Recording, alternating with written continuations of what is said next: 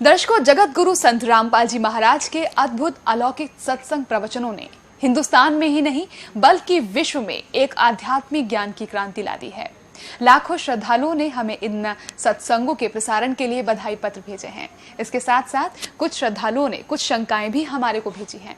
हमने उन सब श्रद्धालुओं की शंकाओं के निवारण के लिए संत रामपाल जी महाराज से भेंट की तथा महाराज जी से उन सभी शंकाओं का निवारण जाना, जिसकी जिज्ञासा हमारे दर्शकों में बनी हुई है।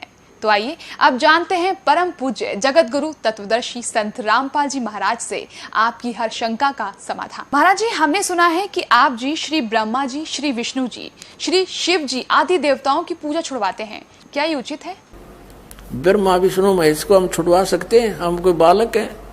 परमात्मा कबीर जी आदरणीय गरीबदास साहिब जी को सतलोक लेकर गए थे। वह सब सतीथि से परिचित करा कर ब्रह्मा विष्णु महेश की सतीथि से परिचित करा कर वापस छोड़ दिया। उसके बाद उन्होंने कहा था, तीनों देवा कमल दल बसे, ये ब्रह्मा विष्णु महेश, प्रथम इनकी वंदना फिर सुन सतगुरु उपदेश। उन्होंने कहा था कि तीनों ब्रह्मा विष्णु ये तीनों देवा कमल दल में बसते, हमारे कमलों में, इन दलों में अंदर रहते हैं, और प्रथम इनकी वंदना, ये मंत्र जो करते हैं हम इनकी साधना करते हैं, और फिर सुन सतगुरु उपदेश, सतगुरु के ज्ञान को सुनो और उसका पूरा कंप्लीट कोर्स लो, तब ये बात बनेगी। अब ब्रह्मा विष्णु महेश हमारे कोई दुश्मन नहीं है। कई कहते हैं कि आपके गुरु जी तो ब्रह्मा विष्णु महेश को छुड़वाते हैं। ब्रह्मा विष्णु महेश को हम छुड़वा सकते हैं? अब जैसे ऊर्ध्व मूलम अधः शाखम, ऊपर को जड़ वाला, नीचे को तीनों गुण रूपी शाखा वाला, उल्टा लटका हुआ संसार रूपी वृक्ष है। अब इसमें क्या है? ऊपर को जड़ता पूर्ण परमात्मा, नीचे को तीनों गुण रूपी संसार रूपी वृक्ष की शाखा है। तो क्या कोई शाखा को काट देगा बुद्धिमान व्यक्ति?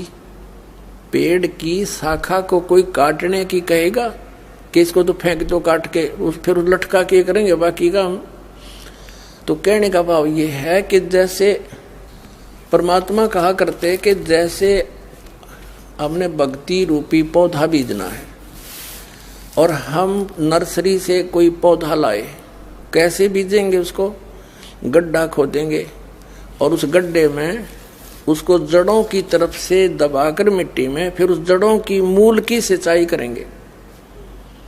तो मूल की यानी जड़ की पूजा करेंगे हम, तो वो पौधा पेड़ बनेगा, उसकी टहनियां बड़ी बड़ी हो जाएंगी, तीनों गुण रूपी शाखा।